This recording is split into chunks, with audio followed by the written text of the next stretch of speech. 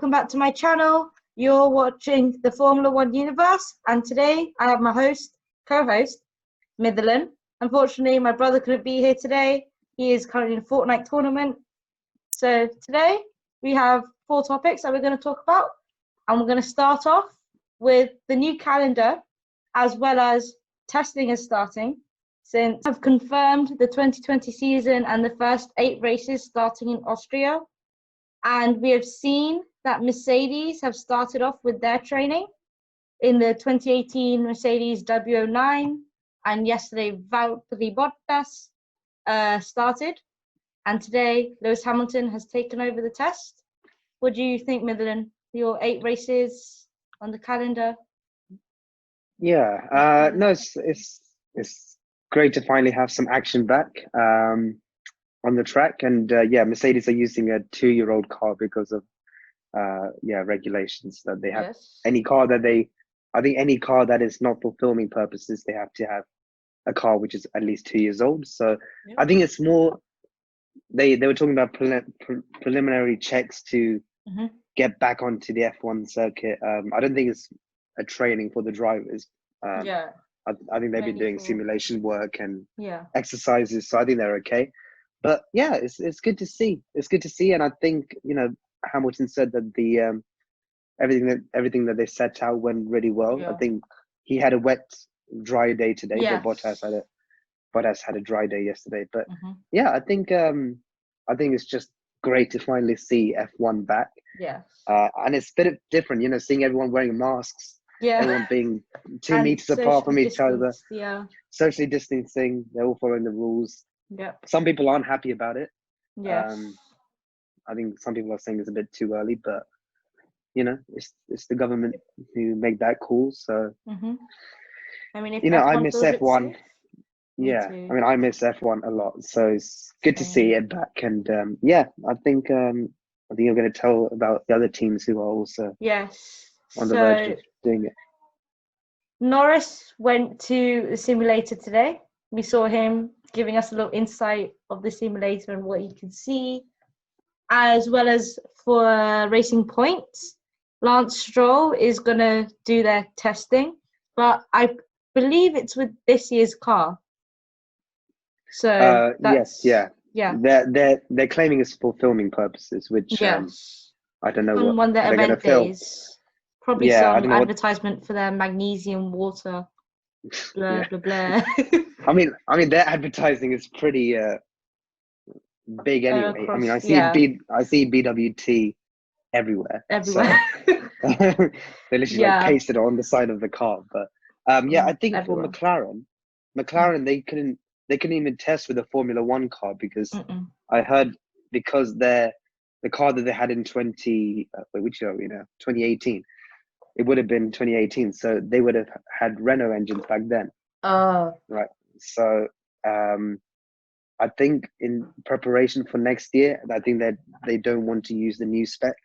Yeah. Probably Renault don't want them to. But whatever the case, they basically said that this year's or that year's engine wouldn't be sufficient enough for testing. So that's what they claim.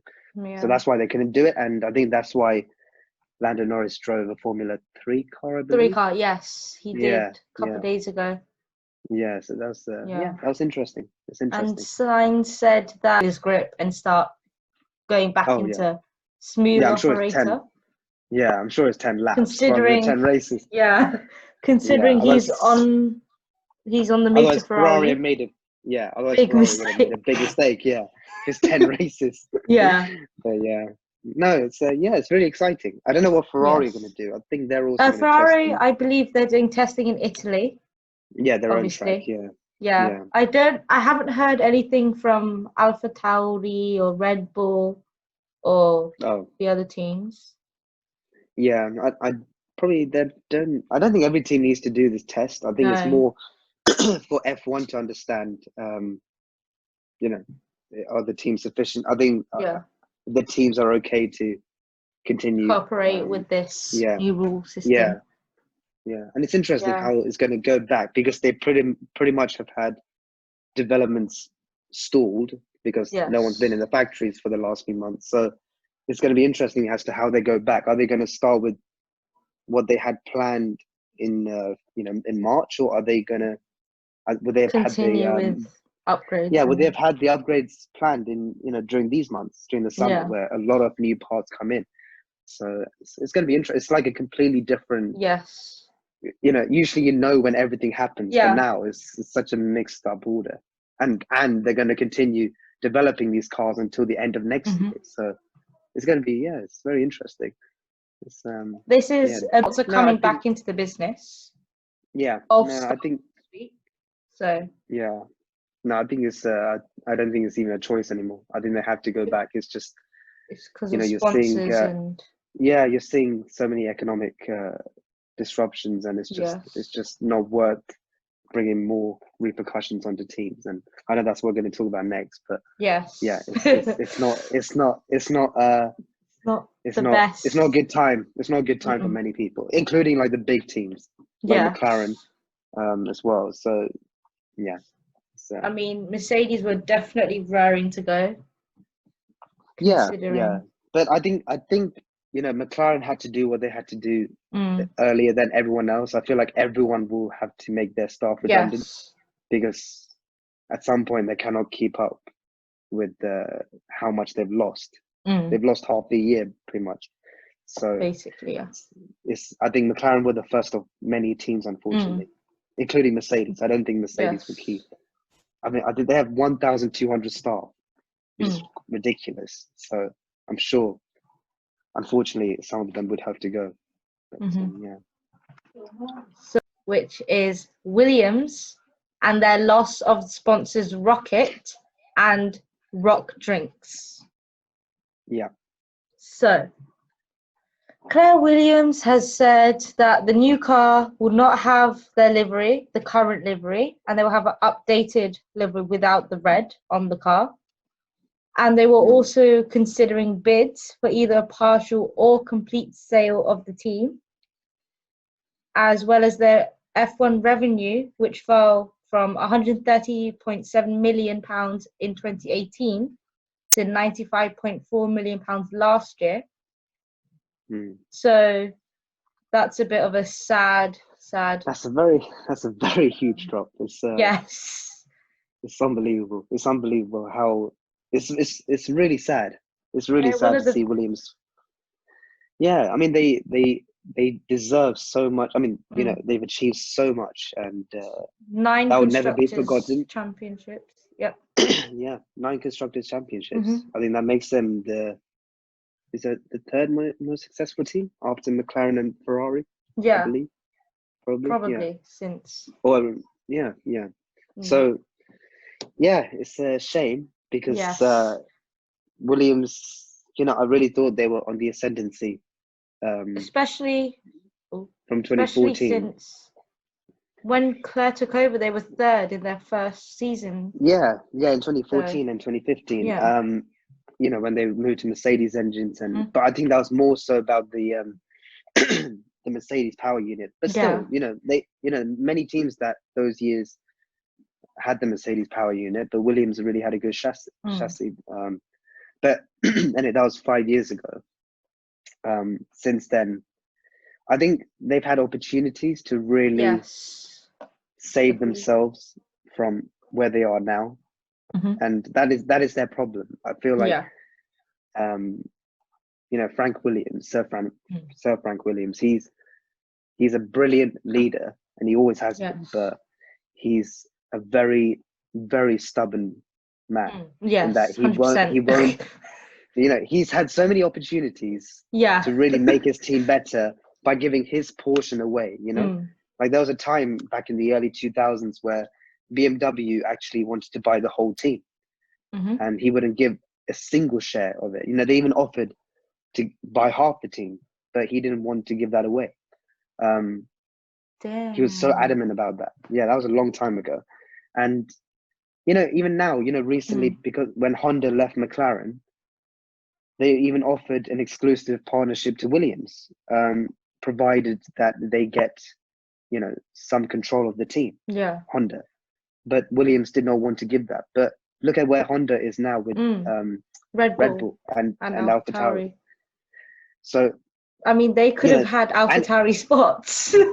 Yeah, no, but if Honda bought some shares of Williams, then they could have really made it as a Honda team and really brought their way up again. And but this is the thing: he's always been he's always stuck to what he is in his mind, and that's why, back in the 90s when Williams was so successful, they had how many champions did they have in the 90s? They had Mansell, they had Prost, they had Damon Hill, they had Jack Villeneuve.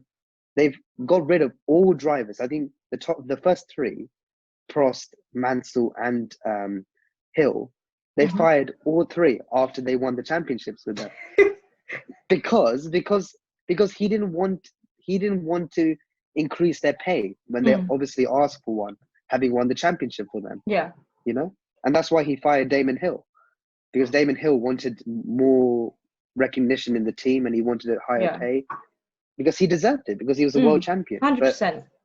But Frank said no, get out. He just wasn't going to have it. So it's all of this, these disruptions and stuff, and I feel like this stubbornness has led Williams to this point. And now they've lost their title sponsor, but I don't know about what happened there. I think because Rocket, I don't think there's anything wrong with Rocket's financials, because as far as I know, they're still sticking with their other motorsport sponsorships in Formula E and I forgot what else they're sponsoring, but I don't think but I don't think it's the issue with Rocket. I think it's the issue with Williams. So I think Williams promised Rocket something that Rocket clearly thought that Williams didn't adhere to. So Williams are in a very tricky position now. As you said, now as you said, they could sell part of the team or the whole team. Whole team. I don't know. I'll be very sad to see the whole team being sold. Because it is a family-run team. It's the only family-run team now. Yes. So agreed. It's difficult. At the same time, I feel like obviously I feel like they have to do a partial sale. I think they have to do that, because without it, I don't think they'll survive. They're not going to go anywhere. They're definitely not going to go anywhere, and it's it just doesn't make any sense. Unless unless Frank is selfish and he wants to just let it die with him. Yeah. It's, I mean, technically, Claire does basically run the team. Frank may be the head founder, but that's another problem. Frank, he has two sons and a daughter, right? And we were discussing this before, but I was trying to find out what happened to his sons. He actually asked one of his sons to kind of lead the team, or be at the forefront of the team, and then his son, I don't know whatever happened, but they fell out, and basically got to the point where he didn't even want to talk to his son anymore. And then Claire always had a vested interest in F1, so he saw her as the leader in the team. And I don't know. For Claire, she made the one great thing she did for the team was sign on Mercedes as a technical partner. But since then, it's been an absolute decline, and I just don't feel she is a strong enough leader. It's nothing to do with the fact that she's the only woman boss in the sports. I don't think it's anything to do with that, because we've seen successful women team leaders, but I just don't think she has the wide capacity to really bring the team forward. I feel at the beginning, when she did come into the team, the first 2 seasons where she did get third were more of a push, but then after that, I feel like she had some sort of impact on the team, and then just lost her interest in a way, and just was there because her name was Claire Williams and she had this heritage behind her.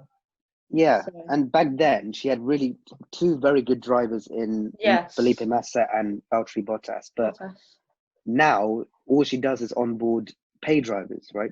So we're seeing Stroll. We saw Stroll. Now we're seeing Lafiti. And I'm not going to make any comments about Lafiti because we haven't seen him race. We haven't seen him race. But it's very obvious as to why they hired him in the team. It's not because of his pure talent. Skills. He also has the money. Yes. Right? He has the money behind him. So he has the dollars. It's completely the wrong thinking. You know, this team won many championships. Not only a few, but they won races. You know, not that long ago. And when you compare them to the likes of McLaren always try and find their way back to the top, but Williams are just digging themselves into a bigger hole, and it's such a shame. I don't know. It's disappointing and it's sad. It's really sad, but I really hope they find a good buyer. And I think we have 2 in line for the race actually. So one who you may not be surprised by is Michael Latifi, the father of Nicholas Latifi. What? So another Canadian whose dad may buy a team and therefore will control the team, and that seat will be taken. So Jack Aiken, Jamie Chadwick, Dan Tickton, Roy Sani better be aware because they may not get that seat. But apparently he is in pole position to buy the team.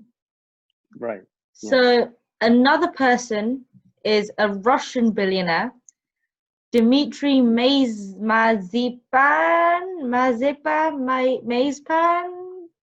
Right. Mazepan. His son Nikita is already in Formula 2. I forgot what team he is in. But I don't think he's in one of the top 5 drivers who are the best. And his dad did try and buy Force India in 2018, but guess who beat him? Lawrence Stroll. Another Canadian. Unbelievable. Yep. I mean, Canadians F1 is, they're taking over F1. Yeah. So, but then I also saw like, just a few days ago actually that Toto Wolff has actually bought a 5% stake in Williams. So now he's invested. Excuse me. He's already invested in Aston Martin, in Williams, and of course he owns 30% of Mercedes. So all Mercedes teams, right? It's very interesting as the up and coming McLaren. Yes. But I don't think he can. I don't think he can do that in McLaren. But no, it's. I'm very interested to hear or to see where Toto Wolff's business moves goes, because he's such a solid businessman, and it's really interesting. If he does make a payment, then or a share in a team, it's for a logical reason. That's why I've noticed about Toto Wolff. I don't know if you remember, but he was in Williams before. He actually had a 5% stake. Yeah. In Williams before, and this is when they won with Pastor Maldonado. Yeah. So this is a very winner, winner. Yeah. If Pastor Maldonado is a champion, that'll be it's like a upside down world. Yeah. He was part of that team, and obviously back then they were a bit more competitive, and hopefully, by doing this, he will lead the team into. He's obviously a very good leader. So hopefully he directs 6 championships. So hopefully, exactly. So hopefully either he suggests to Claire to bring someone on board, to help her, but which she can step down her role and act as an advisory or something, because the family do need to be represented. But I don't think she's a good team boss. She's not a good team leader. So but that's what I personally think Williams should do. They've clearly lost the opportunity to be with Honda, but they still have a very good power unit in Mercedes. Now it's about prepping for 2022. Exactly. And creating a new chassis again. Hopefully this one they spend a bit more time, but they need to restructure the team. You know, they've lost so many technical directors. You know, their latest being Paddy Lowe. Yes, that was a big. Yeah, but there was just complete miscommunication. You know, Paddy Lowe was one of the very top personnel in F1. He was in McLaren, he was in Mercedes. Both teams he won races for. Yeah. And the fact that it just didn't work out in Williams shows that there was a complete inability to structure the team. So again, this is down to Claire's leadership. You know, she's responsible. She's directly responsible for that. So yeah, it'd be interesting. Yeah. So yeah, that's Williams. That's just Williams, and I'm excited to see their new livery, especially since when Rocket did sign up with Williams, Frank didn't want the color red to be on there anyways, and so with the partnership of Rocket, he had to kind of put the red in there. So now Frank gets his way without the red. Again. So we'll see. Again. Yes, again. So we'll see what happens with that new livery. It's going to be a bit weird without the red. Just going to say the red did help it a little bit. Yeah. I mean, blue is definitely, excuse me, blue is definitely Williams' heritage color. Everyone 100%. Knows Williams to be blue. Yes. Depends on what kind of blue. I don't like the light blue. I like I think what Williams should have done whilst having the Rocket sponsorship was have a navy blue and then have that red, because then it would have looked a bit more British. It would have looked a bit more symbolic. But the light turquoise blue literally looked like the Colgate toothpaste. You know, it literally did look like that. No, it's a good color. It was definitely a good color, but probably have like two elements, you know. Oh yeah. Or made the car black and then put a blue overlay on top. You know. I think black cars don't do very well in Formula One. Actually, yeah. What was the last black car in F1? Haas with their black and gold. Rich Energy. Yeah, of course. Yeah. Yeah. And did you hear Rich Energy? Rich Energy wanted to buy Williams. Yeah, their CEO went on Twitter having he's absolutely, I don't know what he's on, but he's absolutely crazy. Like Rich Energy is a fake company they don't sell. It's kind of like the Pablo Escobar. I have never seen the phone. I've never seen a single Rich Energy drink ever. So I don't know what the guy is on, and I don't know how the company's still running. Yeah, how are they still running without a product to sell? Maybe people are going to their website, e.g. Pablo Escobar, and losing their money on the website, and they can't get a refund on it because of the ways you can pay. As you can see or heard or hear, there were new rules for 2021, considering this year was a bit of a weird year. So they have delayed the old/new rules for 2021 and forwarded them to 2022. So the current rules we have this year will be the same rules that we have next year, but they'll just have to use the 2020 chassis from this year and a couple of newer rules. So let's start with the first one, which is this year's whatever rules they'll carry over into 2021.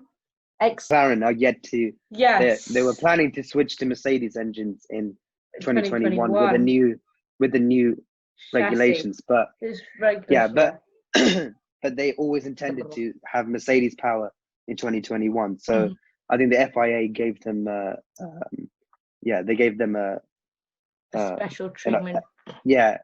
An okay, basically, to say that they can mess around with their current chassis to try and fit the Mercedes engine into their current specification of car, because obviously every engine requires a different architecture into how it fits into the car. So it's it's not an easy process. But it's interesting. It's I don't think McLaren will get any benefit. If anything, they're actually going to be behind because they need to learn this engine. But going into the future, I think this is why Ricciardo is joining the team, that they can really trial and test out how it works. And then in 2022, they'll take that opportunity to fight to the front. I agree. The next rule is that the budget cap, which is 175 million, which covers everything that relates to car performance, will come into force next year, as usual. Teams will be required to develop their 2022 cars under the new regulations within that budget. So I feel like Williams will be happy with that, since their budget is a bit, I think it's a bit late. But their budget, I believe, was already in the 90s. 108. Oh, Was really? it? 90s. I thought it was about last 180s. year's. Yeah, what was Williams' budget? In last year was 90. Their F1 revenue was 95.4 million last year. That's the revenue. What's the budget? I think you're right. It was 180. Hold on, I think I got it here. Hold on. We should fact check. We should fact check. Hold on. Yeah, I got it here. So, Williams had 150 million. So going forward, they will have basically excess of 25 million. But I think they still. No, sorry. It's a budget cap of 175 million. So they will actually need to. Yeah, they need to pay a bit more than what they've already doing. Mm-hmm. So that's actually a bad thing for them. I think they were hoping that it will be, I believe, 145 million rather than 175 million. So yeah, and even so, it's still a bit too late for them. But what I don't understand is, how did Mercedes and especially Ferrari, how did they agree to this? Because I'm looking at Mercedes now. Mm-hmm. They got a budget of 425 million, right? I'd have to go down. To go from that to 175 is unbelievable. That's ridiculous. And Ferrari, obviously, them being the most loyal team in Formula One, they get 435 million. And Ferrari are the longest. They've been there since the beginning, I believe. Yeah, so that's what I don't understand. They've been so loyal to the sport. And because of that, they always received preferential treatment. Yeah. In terms of financials. We've seen. And vetoes, yeah. We've seen it a lot. So, yeah, I'm very surprised. How did they agree to that? I'm really shocked. But I don't know. It depends. Obviously, all the teams now, especially the bigger teams, have to let go of many staff because they can't. Yeah. They can't pay them. Yeah. But one good thing is that the driver contracts, that's outside this budget. Yeah. So if Lewis wants 40 mil a year, it won't be part of this budget. Yeah, it won't be part of this. So I mean, he's got a lot of partnerships and other sponsors. I think 40 mil is a bit. Yeah, it will make up the cost. Yeah, but yeah, it's it's good. It's I know what Liberty are doing and what they're trying to do. But I think it'll be still quite a while till we see this come into effect in terms of competitiveness and playing the level field. But I am quite excited to see midfield teams catching up onto the top three. No, I think for sure. And ultimately it's about the racing. Yeah. Yeah, it's about the racing. That's what we're here to watch. That's one good thing about Formula One. That rules can be changed, unlike football, where all the best players go into one team, right? And that team will always be the best team. Yeah. With here, you can actually change everything. You can change everything. So that's at least something. Finally, something is being done. So it's taken such a long time, but I think with Ross Brawn and Liberty, they've really done wonders with this. So yeah, I'm very positive about it. But I'm still in shock as to how these older teams, these most loyal teams, agree to this. Surprising. Very surprising. The calendar, I believe, will still stay the same as next year's. This year's calendar has been a bit but I feel like next year, since we've got the big corner in Zandvoort and we've got a newer circuit with Hanoi, next year there'll be a bit more into the racing, and there'll be more fans, and fans can go out and enjoy, and it'll be fun. This year's calendar, obviously, I think it's not finalized yet. No, obviously. Only the European rounds have been confirmed, and then I think I don't know After if you that, they'll mentioned. probably. Yeah, I don't know if you mentioned the structure, but there's going to basically be 2 Austrian Grand Prix. Yes. And then there's going to be the Hungarian Grand Prix, and then there's going to be the British Grand Prix. Yes. And then after that, they call it the 70th anniversary Grand Prix, which is also in Silverstone. So basically 2 British Grand Prix, then Spain, then Belgium, and then Italy. And I'm really surprised by Italy, but me too. Italy I know they've recovered. They've recovered a lot. Yeah. Yes. Yeah. So that's very good. Then I'm sure Asia will come thereafter that. But yeah, the plan is to have. Yeah, but the plan is to have 15 to 18 races. You know, 8 races by September, and then there isn't much time really, unless they push the Bahrain and Dubai. No, but I know that Abu Dhabi. Yeah, they were talking about pushing that in January, which is it's going to be so weird. It's going to be so weird, you know? We wouldn't know who the champion is. In January. Yeah, but we wouldn't know who the champion is by the end of the year, which is very odd. Which is a bit, But I think 15 races is more than enough. Like, they did it back in the olden days. And to be honest, I just want them to stop and then start again from next year. Yeah. But, yeah, it's, and obviously, no crowd will be at any of these events, quite understandably. Yes, we are still not as safe as we were. No. So. But no, I think they are doing the right thing. I think it is. Yes, agreed. The show must go on, and yeah. I mean, without the show, people won't get paid. So. And F1 has lost serious amount of money this year. Serious money, and yeah, it's only a benefit that they continue, but also maintain in keeping safe. You know. Yes. My worry is that something, you know, a repeat of Australia happens. What is the protocol after that? If somebody catches COVID within the paddock, what happens? What is the protocol that by then? I mean, Ross Brawn and Chase Carey have already said their plan on what to do. They've already got a plan in place. So they have like testings as everyone comes in and just like check their temperature. Yeah, they've been very extra with their precaution, which is obviously the right thing to do. Yes. But yeah, it'll be interesting. It will be interesting. And then the final rule is that pre-season testing will go on for 2021, but there are options, which is good. So one option would be to use the tester on the younger drivers, so like their reserves. And so they allow the teams to use their drivers and give them some valuable time to help them give better feedback. So then newer drivers can come test, see what it's like, instead of making like Lewis Hamilton and Vettel and Leclerc go back and risk the chances of getting COVID. It's better to use the reserves to maybe, even if they do catch it, it won't be a big of an issue as to if Hamilton or Bottas or someone gets it. So I understand why they do that, but is that the reason why they're doing it?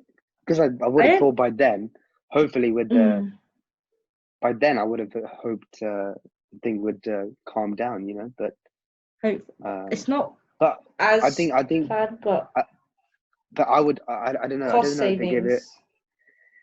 I don't know if they gave an official statement as to why they're doing this approach, but I would have thought because they're running essentially the same cars as this year, the existing drivers don't need to do as much for themselves next year. Yeah. So it's better to prepare for the future than. Yeah, but to be honest, I don't see that much advantage in doing it. I think they should just continue. I mean, I don't see why Lewis would give his seat up for somebody else to drive his car just for testing. It doesn't make sense to me. So I don't know. It's I think it should just continue as it does normally.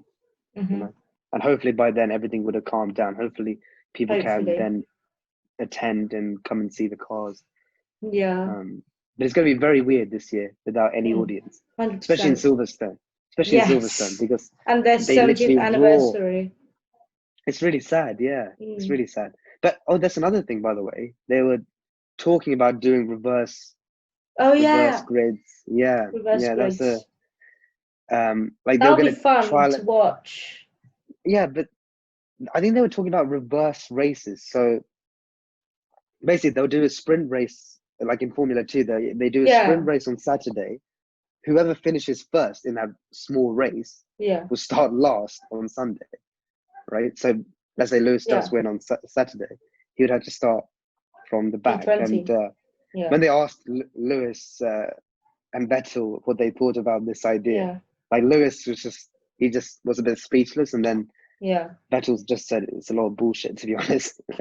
And it's true, it is literally bullshit. I don't understand. But I feel the reason why F2 and F3 do that, and F4 I think, is to test, because they have the same engine at the end of the day, so it's just to test their skills as a driver. But that's okay, because they all have the same equipment.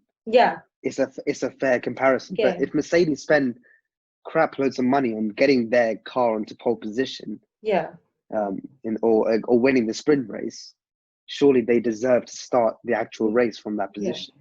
And it just takes the whole element away from, And also, what's to stop the Mercedes coming last on Saturday and then finishing first on Sunday? What's to stop them slowing down on purpose? So I don't really get it. I don't think it's a good idea, in my opinion. But I know why they would do it, to improve the actual overtaking and seeing how good they are. But I think Lewis has proved over the years how good he is. So. Yes. I feel like in Formula 1, it's not that good of a option, but Formula 2, 3, 4, it's good to see how the drivers and their skills, and if they'll cope with the pressure of being from team. I just don't see it working in F1. Over the last few months, it's been a very difficult period for all of us due to the pandemic. However, recently, the murder of George Floyd has really impacted many of us, and it has been brought up as a huge topic in F1. What are your thoughts about the current situation? It's been a very difficult event, the George Floyd incident, and now the whole world literally has united during this time. And it's such an odd time.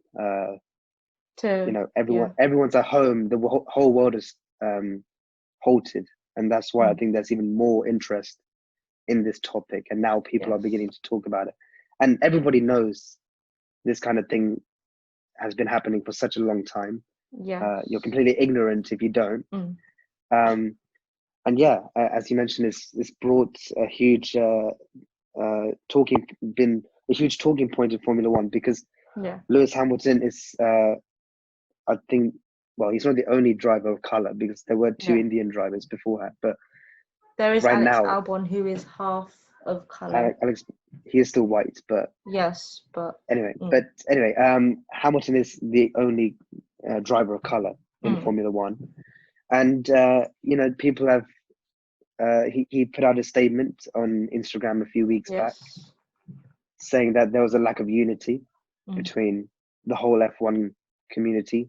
Him being the only driver of color, he felt a bit like he was the only person who was making a stand on this whole situation. And I think since then, F1 has, has responded, and they've said that they stand in unity, which of course is the only thing they can do. In light of what they can do for the future, because it's not just about drivers in Formula 1. We don't want to see more minorities in terms of drivers. We want to see more engineers. We want to see more black engineers, more brown engineers. We want them to use this event as hard as it is in a positive way, to make change in this white privilege sport. Yes, because it's definitely a white privilege sport. And 100% agreed. I've had experiences in F1 myself. Like I went to I went to the 2012 Hungarian Grand Prix, which is a very Ferrari-dominated fan base. And me and my dad were me and my dad were there. We were the only people of color out of pretty much everyone that day. And we went to the paddock on Thursday because we were allowed to go into the pit lane and see all of the drivers. And then obviously being a Hamilton fan, I stood outside Lewis's garage and I was just waiting for him and Jensen to come. And then Lewis came, and he came from the left, and he was coming and signing all of these autographs and so forth. I was literally one of the few kids, but I was literally the only brown kid there, the only colored kid in the paddock. And then he literally stopped at that moment when he came to me. And then he talked to me for about 5 minutes, to give me the privilege to talk to a guy like him, someone who's so busy at that moment. And he said to me, like, I will never forget this. He said to me, "It's good to see you here." And I knew instantly what he meant by that. I knew instantly what he meant by that. And it just, as a 15-year-old kid and there were other people, there were adults there who were just giving me and my dad very odd looks that weekend. Like we just didn't belong there. But what Lewis said to me really resonated with me that weekend. And it gave me hope. It gave me hope that it's not just for F1, but as minorities, we all have an opportunity. And he is my role model, and I really look up to everything he says. And then he won that weekend. He dominated that whole weekend. So it was just a big statement to other people, because me and my dad were celebrating whilst everyone else was booing or just upset in that whole moment. But it was such a big thing. And obviously Lewis has had a very difficult upbringing himself. Him and his dad. It's not easy to get into a white privileged sport. It's not easy to be brought up in a white privileged school. It's not easy to be brought up in an environment where some people are just completely ignorant on who you are and what your culture is. So it's he did the right thing. He did the right thing speaking out. He did the right thing saying to other drivers that you have not supported me, and other minorities. Because I know some drivers are not happy, that they feel a bit attacked by Lewis when he was trying to make that statement, but I don't think that was the point. No. The point is that it's not that you as a white person should speak they out. have a huge platform. They have a huge platform, and they have the opportunity to teach their audience, right? And we've seen situations with Lewis in the past where he was racially attacked in F1. There were people, I'm sure you've seen, in Brazil, back in 2000. GP. Brazil, the first one I remember in Spain, 2008, and this was after his rivalry with Alonso. And there were Spanish fans there wearing his McLaren. I saw that. And they blackened their face, and they wrote Hamilton's family on their t-shirts, which was absolutely completely disgusting. Like idiotic what on earth do they and they like colored their lips into pink, and just like their old cartoons, it's disgusting. And then there was another incident, like you just said, in Brazil, where they threw monkey nuts threw it at him as he was a monkey. So it's very difficult. I feel so bad for him. He is literally on his own. Agreed. And I'm glad F1 woke up. I'm glad F1 woke up. There have been drivers, Leclerc, Ricciardo, I think a couple others. I think a lot of drivers now, yeah. I did see Russell feeling a bit attacked from. I think those drivers, they said that they did not feel comfortable talking about the topic because they, being a white person, they don't know how it just feels. Didn't feel. But I think a lot of white people had the same had the same opinion. Out of me and my friend group, only there were 2 brown ones and there's 3 white guys. White guys initially never spoke up about it, and now everyone's speaking about it. So I think I don't. I think it's just a general you know, to be a white person is very difficult to understand, I guess. I don't know. Obviously, I'm not white. Yeah, obviously. It's, we're not white, but it is a very sensitive topic, and I understand why Russell would feel that way, you know? It's not his fault. It's not I think a his lot of fault people that do. people are attacking other people in Yeah, color. it's not, he doesn't represent all whites, you know? Yeah. What we saw in America was, I've never seen anything like it before. Me either. Absolutely disgusting. But anyway, going back to F1 and what is happening, I think Ross Brawn, you can tell about what Ross Brawn has said. He has said that Lewis is a great ambassador for the sport. They do believe that they should have spoken up earlier, and that Hamilton, what he did make them realize, okay, we do need to talk about this topic. It may be sensitive, but they want to show their diversity as a F1 company, and they just want to show people we are agreeing with Lewis. We respect people of color. We respect males and females. They want to have more people of color and more females in the sport. So they didn't just talk about color. They did talk about male and female and how they are also impacted in F1. And then they went on to talk about how 40% of kids who get involved in F1 schools are girls. So that's a good start. That's brilliant. Yeah. And so hopefully continues. And we did see Toto Wolff backing up Lewis Hamilton, saying that as a sports superstar, it is good to be upfront within a sport which is dominated by white males, and that all of us can make a difference, which I do agree on. If we do start talking about it, if people go on using their platforms, and not just, if there are people saying, oh, I don't have YouTube, I don't have Instagram, I don't have any of these social media platforms, start by your platform that you have now, your home. If there are people in your family talking about other people of color or male or female or LGBT people, tell them, hey, I don't think that's nice to talk about. I am hurt. It's not, even if you're not hurt, think about if there are those types of people in the room and how they would feel. Tell them, hey, they might get hurt to speak about it.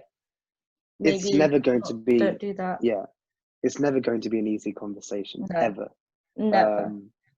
But I think that's the point. The whole point is not to have a debate, it's to educate each other, you know? And there doesn't need to be a conclusion where one wins over the other. That is the issue, you know? It's not World War III. It's both perspectives, you know? Clearly, we're the younger generation, our parents' conversation, you know? And when I saw this incident, I knew it wasn't going to be something small. I knew something big was going to come out of this, because nothing has ever hit me as hard in seeing that. That was very difficult. It's very difficult. And what Hamilton is doing is very good, because now the whole Formula One is doing the right thing. And for those idiots who are saying stay in your lane, do your driving and nothing else, I don't think this is not a promotion of his music or his clothing brand. This is a serious worldwide problem, and that's something needs to be sorted here today. It's not just something that came and left. It's been here since the beginning. It's going to be here for such a long time. It's going to be here for such a long time. But the more we talk about it, the more we open up about it, especially white people as well, and those who are in a more privileged position. I think that would at least get more education out there, you know? Yeah. I feel like as a person who is living in England, we are quite lucky. We do not have police who are acting like the ways of the American police force. Yes, there are some that go out their way, but no, I mean, to be honest, like police in America, some of them are just plain stupid, that they show their discrimination very clearly, even on camera. Like, how stupid were those officers to literally show it? Yeah. They knew the camera was on, and yet they still did what they did. But here, the police they they are more cunning, that they Mm. they still have racist thoughts, but they don't show it. Yeah. So in that way, I think it's more dangerous. And I don't know. I've had racist. With that important topic, I feel like it's a good way to end off the podcast. So if you guys have felt that you've taken away something that you've learnt, then make sure to comment down below. Maybe give us some tips on how we could help people in general to overcome these times. So yes. Do you have anything to say, Mithulan? No, just thanks for another great podcast, and shout out to the 17 viewers out there. Yeah, we see 17 viewers. We see you. No, it's good. It's good. I enjoyed it. Yeah, don't forget to subscribe, like, share, comment, do all the things. We'll see you next week, hopefully with my brother. Don't know if he's in another Fortnite tournament. We all don't know. Yeah, but do subscribe to It's Baruch. New videos every Sunday. So go check out that. And so yeah, see you people. Bye.